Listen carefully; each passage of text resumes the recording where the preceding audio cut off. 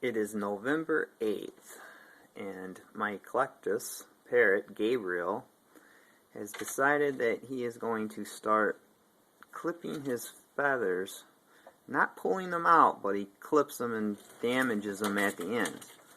Why? I don't know, but I've tried changing his diet, and I've tried clicker training, and he does a bunch of tricks, but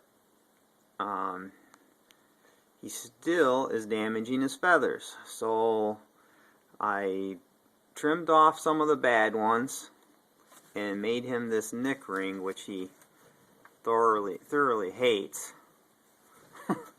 And we're going to give this a try and see if I keep this on him for a while, if his feathers will come back on damaged, and see if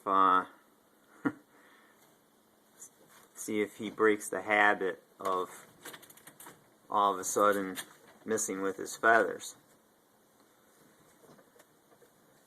And we'll see what happens.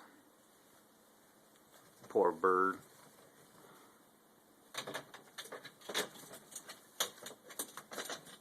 As you can see, he can get around and eat, but he's trying to figure out how to get that thing off of him.